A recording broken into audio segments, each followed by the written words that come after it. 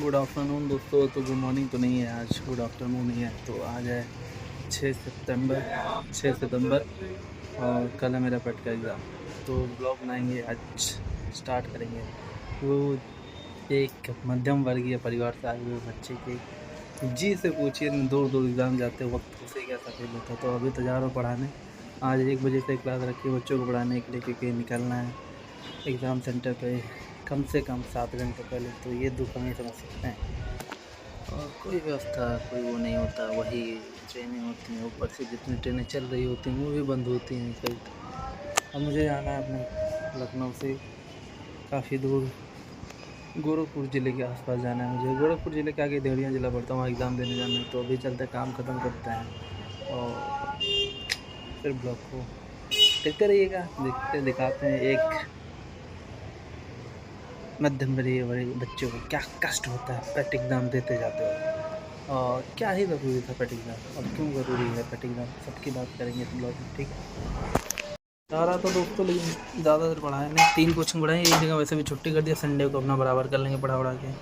तो अभी तो बालकनी में बैठा हुआ हूँ। काफ़ी बज रहे हैं, कितने बज रहे हैं यार, कितने बज गए वे। और मैंने टाइम नहीं देखा, 1 मिनट। वह नमकीन तो लइया चावल संगरी उनाई बा। हाँ वह हरियर के पन्नी वाली। तो पढ़ा तो चुका हूँ, एक जगह छुट्टी मार दी क्योंकि मैंने सोचा थोड़ा रेस्ट कर लें यार। जनरल डिब्बे में घुसे जाना है। और ये रहे कागजात। ये कागज़ों को लेके जो इधर से उधर जिदों में भटकना होता है। एक मिडिल क्लास लड़के के से ही उसका दर्द पूछो यार। इधर से उधर वो भटकते रहता है, इधर से उधर टहलता रहता है। मतलब क्या बताएं, यहाँ जाए वहाँ जाए, ऐसे जाए वैसे जाए। एग्ज़ाम के लिए इतना कुत्ता ज़्यादा बना के दौड़ा होता, कुत्ता जैसा बना के दौड़ाता समझ रहे। हमको तो सही लगता है ये सिस्टम की, मतलब जैसे कि SSC वाला सिस्टम है। उसमें क्या है कि मतलब आपने अपने फेवरेट चॉइस के 3 सेंटर डाल दिए, 3 एग्जाम सेंटर डाल दी। उन तीनों में से कोई आपको सेंटर मिल जाता है। जैसे कि मेरा है तो मैं तो डालूँगा लखनऊ, कानपुर, गोरखपुर। इन तीनों ऑप्शन में से एक ऑप्शन मिल जाएगा। एक ऑप्शन को चूज़ कर लो, शांति एग्जाम दे के चले जाओ। लेकिन ये सिस्टम जो रैंडम वाला है ना, ये बहुत खराब है। ये बहुत ज़्यादा खराब है, समझ रहे हैं। ये जो रैंडम है, तो ये कागज लेके तो मैं ये कह रहा था तो ये कह रहा था कि ये जो कागज के टुकड़ों को लेकर भटकने वाला सिस्टम रहता है ना, ये एग्ज़ाम बहुत खराब रहता है। कितना दर्द हम लोग को, तो हम लोग की बॉडी से पूछो यार। ठीक है, कुछ करना चाहिए इसके लिए, तो कुछ करो यार, इसके लिए कुछ करो यार।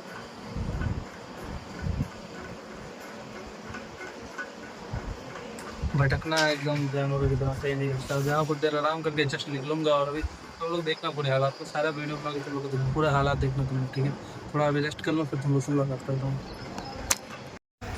तो एक बात बताओ, लड़कियों के पेपर इतना दूरे दूरे भेज दे रहे हैं, ये अच्छा करा ना पास। लखनऊ नक्चेरे नहीं भेजे चाहिए कि पास हो, उसमें भेजें एग्ज़ाम, लेके जाएं आराम से, पेपर ऊपर दे के आएँ, आराम से रहें कि नहीं। ठीक, हम यहाँ से लेके अपना दूर दौड़ावत है, नींद प्यास कुल कोनो व्यवस्था नहीं। एक बार में जितना पेपर था वो सब दूरे दूरे जाएगा। सोचो दोस्तों, एक एग्ज़ाम के घर वाले परेशान, बच्चे परेशान, दुनिया परेशान। ट्रेन में कुत्ते जैसे भूसे जैसे भर के जाते हैं बेचारे। चलो जैसा है सब ठीक है। तो जंग के लिए निकल चुके हैं, जंग का ऐलान हो चुका है और हम और हमारे सेनापति आगे आगे चल रहे हैं। देखते हैं कि शत्रु कितने मिलेंगे युद्ध स्थल पे। ठीक है, तो इस ऑटो रिक्शा में बैठने के साथ हमारे सफ़र की शुरुआत होती है। हम और हमारे भाई मतलब भ्राताश्री निकल जाते हैं गोरखपुर की तरफ। गोरखपुर में है हमारे भैया का एग्ज़ाम और देवरिया डिस्ट्रिक्ट में है मेरा एग्ज़ाम। तो हम लोग निकल जाते हैं चारबाग रेलवे स्टेशन की तरफ। आज बहुत ही भीड़ थी और मुझे ध्यान नहीं था कि आज मूर्ति विसर्जन है। और अगर गणपति बप्पा के दर्शन भी होते हैं, उनसे आशीर्वाद भी लेते हैं और एक अच्छी यात्रा की कामना करते हैं। और सभी सुखी रहें, समृद्ध रहें, स्वस्थ रहें, ये भी हम उनसे प्रार्थना करते हैं। तो हमारे लखनऊ में भी भाई मनाया जाने लगा है त्यौहार बहुत ही ज़ोरों शोरों से यार। अमीनाबाद में भी हमारे राजा बैठते हैं, अमीनाबाद का राजा। ठीक है, तो ऐसी चीज़ें होती हैं हमारे लखनऊ में भी। तुम लोग लखनऊ को कम समझ रखे हो गया। तो चारबाग रेलवे स्टेशन पहुँचते हैं, हमेशा की तरह खूबसूरत, एकदम सो एलिगेंट, सो परफेक्ट। सबसे पहले पहुंच के छोटी लाइन में जाके अपना टिकट लेते हैं। ये आपको जो मशीन दिख रही है इससे हम लोग टिकट लेंगे, क्योंकि यहाँ पे इसी से आपको टिकट लेना होता है। अपना टिकट लेते हैं, बहुत ज़्यादा भीड़ होती है। रेलवे स्टेशन पे आके एक चीज़ को तो पता चल जाती है, सुख क्या है, दुख क्या है, गरीबी क्या है, अमीरी क्या है, सारी चीज़ें रेलवे स्टेशन पे आपको दिखेंगी, ठीक है। और उसके बाद हम लोग अपने प्लेटफॉर्म की तरफ चले जाते हैं। ये भीड़ को देख के आप लोग को अंदाज़ा हो ही गया होगा कि हमारे देश की युवा कितना परेशान है। उन युवाओं में से मैं एक हूँ। मैं पता नहीं क्यों एग्ज़ाम देने जा रहा हूँ, किसके कहने में देने जा रहा हूँ, लेकिन मैं जा रहा हूँ। आप इस डब्बे की हालत देख के समझ सकते हैं क्या भीड़ रही होगी, क्या मंज़र रहा होगा। मैं तो कैसे करके ऊपर बैठ गया हूँ भाई, थोड़ी जगह का बना के कैसे करके। और मैं बैठा हूँ बहुत तकलीफ़ के साथ, झुक के बैठा हूँ, क्योंकि ऊपर जानते हो हाइट जिनकी है उनके लिए प्रॉपर स्पेस नहीं होती। अब आप इन अंकल जी को ही देख लीजिए, बेचारे कहाँ सोए हुए हैं, समझ सकते हो लोग कहाँ सोए हैं, ठीक है। तो आप लोग को हालात समझ आ रहे होंगे। तो दोस्तों अभी भी पहुँचे खलीलाबाद। अब सुबह के लगभग 4 बजे खलीलाबाद पहुँचे। हमारे पीछे एक और ट्रेन आ रही है, एक ट्रेन और आ रही होगी। अभी अभी खलीलाबाद पहुँचे, फिर अब यहाँ से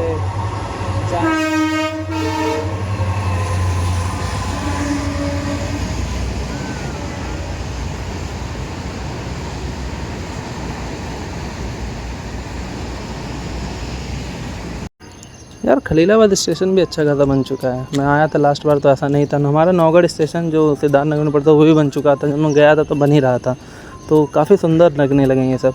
अब यहाँ पे खलीलाबाद स्टेशन में पहले चाय पीते हैं। हम लोग के पास थोड़े नमकीन और चिप्स पड़े हुए हैं, इधर चाय पी लेंगे। और ये लोग देखो सोए हुए हैं यार।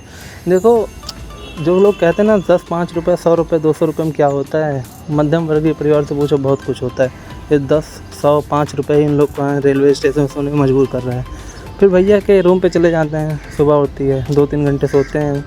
भैया अपना खाना खा रहे होते हैं। मुझे खाने की इच्छा नहीं थी, मैं सफ़र में खाना खाना उतना पसंद नहीं करता, तो मैंने कुछ फल ले लिए। और ये हमारे भतीजे जी हैं, मतलब हमारे भैया के लड़के हैं छोटे वाले, आराम से 9-9 10-10 बजे तक सोते हैं भाई। फिर नाश्ता करने के बाद हम लोग खलीलाबाद से निकल जाते हैं। खलीलाबाद भी अच्छी सिटी है, कुछ देर पैदल चलते हैं, पैदल चलते खलीलाबाद की गलियों का आनंद लेते हैं। सुंदर शहर है ये भी। और वहाँ से फिर ऑटो करके हम लोग निकल जाते हैं गोरखपुर की तरफ। गोरखपुर में जाएंगे तो सबसे पहले किसके दर्शन करेंगे, गोरखनाथ मंदिर के, ठीक है। क्योंकि आए हैं तो कुछ करके जाएं भाई, आने का मतलब क्या है। और हम पहुंच जाते हैं सीधे गोरखनाथ मंदिर। गोरखनाथ मंदिर में पहुंचने के बाद वहाँ के जो परिवेश है, जो वहाँ का पूरा क्या कहते हैं, पूरा जो स्थल है जहाँ पर पूरा मंदिर बना काफ़ी सुंदर है। मैं दूसरी बार आया हूँ। मैं जब लास्ट टाइम आया था रात में आया था। रात में ये मंदिर और खूबसूरत लगता है, क्योंकि थोड़ी लाइटिंग वाइटिंग ऑन हो जाती है, और भी सुंदर। दिन में भी लगता है, लेकिन रात में तो और इसकी खूबसूरती बढ़ जाती है, और भी खूबसूरत लगने लगता है, सुंदर लगने लगता है। समझ रहे हो कि नहीं। तो दोस्तों पहुंच चुके हैं गोरखनाथ मंदिर के दर्शन करने। अभी जा रहे प्रसाद लेना। भैया जी अंदर चले गए, प्रसाद लेना ही भूल गए। अच्छा वेदर है, थोड़ा सा बादल उधर हो गया। भैया का पेपर तो गोरखपुर में है, अपना पेपर देवरिया है, तो अभी यहाँ से दर्शन करके देवरिया निकलना है। दूसरी बार आया हूँ, चलो प्रसाद लेते हैं। प्रसाद तो ले लिया है अब, क्योंकि अभी हम लोग को एग्ज़ाम देने जाना है, इसलिए ज़्यादा प्रसाद नहीं लिए हैं। 50 रुपये का ले लिया है। भगवान को थोड़ा सा भोग लगा देंगे, उसके बाद चले जाएंगे, क्योंकि उतना टाइम नहीं है। ज़्यादा प्रसाद लेंगे तो ट्रेन से सफ़र करना ख़राब हो जाएगा। चलो फिर से एंट्री करते हैं। मंदिर परिवेश के अंदर मैं जितना शूट कर सकता था मैंने उतना शूट किया। आपको मंदिर के अंदर अलाउ नहीं होता है, तो जहाँ तक मुझे अनुमति थी मैंने वहाँ तक किया। उसके बाद मैं दर्शन किया। दर्शन करने के बाद मैंने बाहर गया। जब मैं और भाई मेरे बाहर जब गए तो माहौल बहुत ही अच्छा हो चुका, क्योंकि धूप तो थी, मौसम ना ज़्यादा ठंडा ना ज़्यादा गर्म था, लेकिन थोड़ी उमस थी। आप मतलब थोड़ा लग रहा था, उमस फील हो रहा था, क्योंकि बारिश होने वाली थी आई थिंक। लेकिन वेदर काफ़ी अच्छा हो चुका था। मंदिर का रंग एकदम निखर के बाहर आ रहा था, क्योंकि हल्के से बादल हो गए थे, तो और अच्छा लग रहा था। तो मैंने रिकॉर्ड किया, मेरे वीडियो में देख सकते हो। माहौल काफ़ी अच्छा और सुंदर है, मंदिर काफ़ी सुंदर लग रहा था। वहाँ से फिर हम दर्शन करके निकलते हैं, अपने जूते चप्पल पहनते हैं। यहाँ पे जूते चप्पल रखने की व्यवस्था है, आप इच्छा अनुसार दे भी सकते हैं। कुछ पैसे ना देना चाहे तो मत दीजिए, कोई आपसे मांगता नहीं। फिर नाश्ता करते हैं। नाश्ता करने के बाद हम दोनों भाइयों के रास्ते हो जाते हैं अलग। मेरा भाई अपने सेंटर की तरफ चला जाता है, जिसका कि गोरखपुर में ही है, और मेरा सेंटर है दूसरे डिस्ट्रिक्ट में देवरिया। मैं चला जाता हूँ देवरिया की तरफ। देवरिया का सफ़र स्टार्ट होने वाला होता है, उससे कि पहले मेरे ऑनलाइन पैसे ख़त्म हो जाते हैं। फिर मैं पैसे मांगता हूँ, फिर मैं बस में बैठता हूँ। बस में बैठने से पहले मैं ATM से पैसे निकाल के देवरिया की बस में बैठ जाता हूँ। ये रही अपनी सरकारी बस, और आगे की सीट में मैं बैठा हुआ हूँ। अब सफ़र जारी होता है, गाने सुनता हूँ, सफ़र तय करता हूँ। लगभग 1.5 घंटे के बाद मैं देवरिया डिस्ट्रिक्ट में पहुँचता हूँ, और यहाँ पे मेरा स्वागत होता है बहुत ही भारी जाम और एक उमस वाली बारिश के साथ, और गर्मी बहुत ही ज़्यादा पीक पे थी, समझ रहे बहुत ज़्यादा उमस हो रही थी। उसके बाद मैं पहुंच जाता हूँ एग्ज़ाम सेंटर पे। ये रहा मेरा exam centre, DMT public school. फिर एग्ज़ाम दे के मैं निकलूँगा, फिर मिलता हूँ तुम्हें। ज़िंदगी समझ रहे हो, यही है, भटकते रहना, इधर से उधर, इस शहर से उस शहर में भटकते रहना, यही है सरकारी नौकरी जो लड़के लगे हुए हैं। हमने तो फट का एग्ज़ाम दिया था भैया के कहने पे। मेरी थोड़ी भी इच्छा नहीं थी कि मैं फट का एग्ज़ाम दूँ, समझ रहे हो। होना जाना कुछ होता नहीं है, बेमतलब का देते रहते हैं एग्ज़ाम, और चीज़ें लोग समझते नहीं। चलो अभी जल्दी जल्दी बस पकड़ते हैं यार, तो लेट हो जाएगा। एग्ज़ाम देने के तुरंत बाद मैं दौड़ता भागता हुआ गया बस अड्डे की तरफ। बस अड्डे से मैंने पकड़ी बस और निकल गया गोरखपुर की तरफ। सीट तो मिली नहीं इतने भीड़ की वजह से, लेकिन इस बच्चे को देखते और उसके साथ खेलते हुए पूरा सफ़र कटा।